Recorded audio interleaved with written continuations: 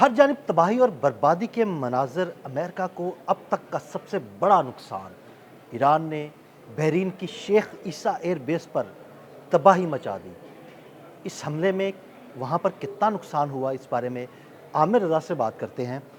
आमिर भाई, ताबड़तोड़ हमले जारी हैं, अमेरिका भी हमले कर रहा है और ईरान भी उनका भरपूर जवाब दे रहा है। बहरीन की शेख ईसा एयरबेस पर बड़ा तबाहकुन हमला किया गया है, आग और धुएँ के बादल हैं, वहाँ पर क्या सूरत हाल है? देखिए, सबसे पहली बात तो ये है कि ये समझ लेना चाहिए कि बहरीन जो है ये पूरा का पूरा, कल मैंने ये जुमला भी बोला था कि शायद बहरीनी जो हैं किसी एक कोने खुदरे में रह रहे होंगे, बाकी सारा ये अमेरिका के बात है। ये शेख ईसा एयर बेस जो है ये बड़ी कीमती थी इसलिए अमेरिका के लिए कि वहाँ पर तमाम लॉजिस्टिक यहीं से जो है बहरी जहाज़ों को मुंतकिल किया जाता है। जो जहाज़ों के ज़रिए से आती थी उस लॉजिस्टिक को यहीं से पहले रखा जाता था। यहाँ पर गोदाम्स बने हुए हैं जो कि मुख्तलिफ नौइयत के हैं, मसलन खुराक के लिए, अद्वियात के लिए, और सबसे ज़रूरी जो हैं वो वेपनरीज के हैं। यानी वो असला जो कि इस्तेमाल कर रहा है अमेरिका इस जंग के दौरान, उसको पहले यहीं पर लाया जाता है। तो ये शेख ईसा एयर बेस जो है ये समझा ये जाता है कि बहरीन में अगर फिफ्थ फ्लीट का सही मानों में अगर फीडिंग पॉइंट है तो यही एयर बेस है, जिसको कल रात जो है निशाना बनाया गया। IRGC ने इसका दावा किया है कि वहाँ मौजूद जो गोदाम्स हैं उनको, जो इसका आपने जिक्र भी किया कि वहाँ धुएँ के बहुत हाँ जी, बादल बिल्कुल। उठ रहे हैं, वो धुएँ के बादल उन गोदाम्स के हैं जहाँ पर ये सारा का सारा असला जो था रखा गया था और अद्वियात रखी गई थी और खाने पीने का सामान था। ये शिफ्ट किया जाना था जो समंदर के अंदर बहरी जहाज़ मौजूद हैं उन तक। लेकिन सबसे बड़ा नुकसान ये है कि अब इस एयर बेस को सेफ़ हेवन नहीं रहने दिया जाएगा। यानी सही। ये जो IRGC का दावा है उसके मुताबिक तो ये है कि इस वक्त इस जंग के अंदर जो ईरान अमेरिका की जारी है उसमें सबसे जो ज़रूरी एयर बेस या अमेरिका के लिए सबसे कीमती एयर बेस थी वो यही थी। बिल्कुल। और यही शेख ईसा एयर बेस जो है ये ना सिर्फ फिफ्थ फ्लीट को फीड कर रही थी बल्कि जॉर्ज W बुश जो उनका इसमें आबना हरमज़ में करीब मौजूद बहरी बिल्कुल, बेड़ा बहरे है, हिंद में मौजूद है इस वक़्त। उसको भी जो है फीडिंग पॉइंट यहीं से किया जा रहा था। यानी कार्गो जहाज़ जो थे यहीं पर उतारे जा रहे थे, यहीं पर असला जो है जमा किया जा रहा था। इसी को निशाना बनाया है मैंने और मेरा ख़्याल है कि पहले। आमिर भाई, वो जो कह रहे हैं कि मुख्तलिफ़ डिप्पूज़ को निशाना बनाया है, उसमें असले का डिप्पू भी है, जिसकी वजह से आग बड़ी शदीद लगी हुई है और वो बुझ नहीं पा रही। देखें, पहली बात तो यह है कि कल भी हमने जिक्र किया था कि बहरीन के अंदर उन्होंने जो हमला किया था उसमें उन्होंने फिफ्थ फ्लीट के वो जो ऑयल डिपोज थे जी, बिल्कुल। उनको निशाना बनाया था, लेकिन उसमें असला शामिल नहीं बिल्कुल। था। ये उन्होंने प्योरली ऐसी जगहों पर हमला किया है जहाँ पर इनका असला और अद्वियात, क्योंकि ये तो अमेरिका से चीज़ें आती थी और अमेरिकन यहाँ से इस शेख ईसा एयर बेस को जो है सबसे ज़्यादा इस वक्त अगर बिजिएस्ट एयर बेस कोई पूरे मिडल ईस्ट के अंदर मौजूद है, क्योंकि इससे पहले कुवैत वाली एयरबेस मौजूद थी, अब उससे नहीं होगा।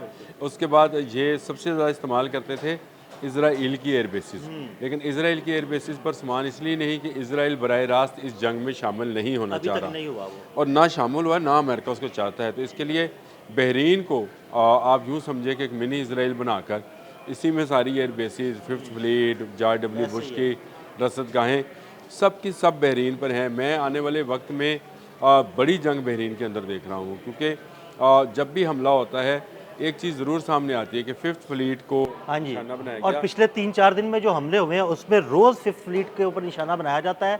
वो बहरीन को नहीं छोड़ रहे, वो बार-बार बहरीन को निशाना बना रहे देखें, बहरीन का फिफ्थ फ्लीट का कमांड एंड कंट्रोल सेंटर भी उनके निशाने पर आया, फिर उनका ड्रोन सेंटर भी सामने ऐसे ही आया, है। फिर उसका फिफ्थ फ्लीट का बहुत सारे जो लॉजिस्टिक्स थी वो निशाने पर आई। इनकी रहायशगाहें जो फौजियों की थी वो ईरान के निशाने पर आई और आज उन्होंने शेख ईसा एयर बेस पर भी हमला कर दिया। तो इसका मतलब ये है कि बहरीन इस वक्त फर्स्ट टारगेट है ईरान का। ईरान ये बात समझ गया है कि अमेरिका को अगर जहाँ से फीड मिलता है या जहाँ से उसकी फ़ौजों को हेल्प मिल सकती है, अगर वहाँ पर ताकर निशाना लगाया जाए तो फिर ये जंग जो है ये रुक सकती है। बिल्कुल, यानी वो मसले की जड़ को पकड़ा है। मसले की जड़ तो अमेरिका हाँ जी, इसराइल बिल्कुल। है, वही इसराइल है, लेकिन और इसराइल उनको जहाँ से फीडिंग पॉइंट है उनके, असल बात उसी ये है, उसी फीडिंग पॉइंट को पकड़ा है। असल बात यही है कि ये फीडिंग पॉइंट्स हैं और अमेरिका ने ऑक्टोपस की तरह चारों तरफ जो है अपने वो बिल्कुल, पाँव अपने फैलाए पाँव हुए फैलाए हुए हैं हैं। और वो कभी एक पाँव का इस्तेमाल करता है, कभी दूसरे पाँव का इस्तेमाल करता है। ना उसने अभी इसराइल वाला पाँव इस्तेमाल किया है, ना मुत्तहिदा अरब अमारात वाला इस्तेमाल किया है। लेकिन ईरान वो पाँव आहिस्ता-आहिस्ता ईरान काटता जा रहा है। ईरान देखें, ईरान कहाँ पर हमला कर रहा है? ईरान कुवैत पर हमला कर रहा है, जॉर्डन पे कर रहा है, बहरीन पे कर रहा है।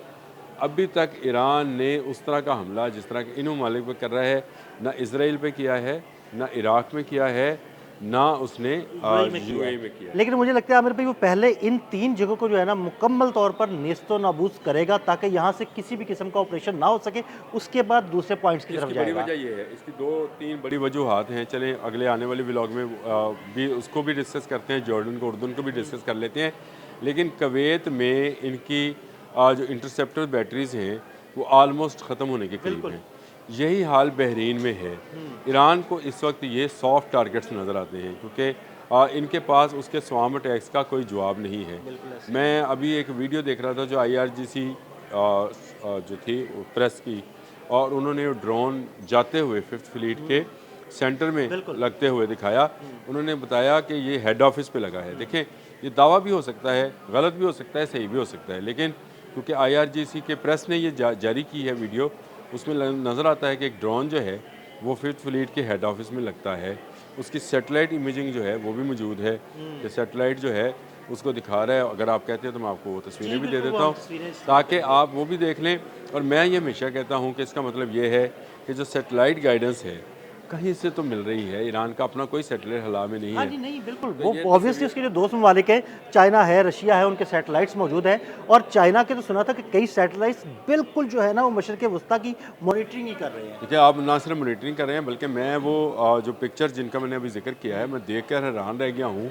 उसकी क्लैरिटी देख कर हैरान रह गया। वो ऐसे लगता है जैसे हमने DSLR कैमरे हाँ से जी, जो है बिल्कुल। नहीं, ज़रा कैमरे ऊंची उसके बिल्डिंग पर कैमरास खड़े बहुत होकर ज़बरदस्त है। खड़े उनकी होकर तस्वीरें रेजोल्यूशन बनाई बहुत हों, अच्छी है। तो उनके हेड ऑफिस की बाकायदा डैमेजिंग जो है वो भी IRGC बता रही है कि हमने कर दी है।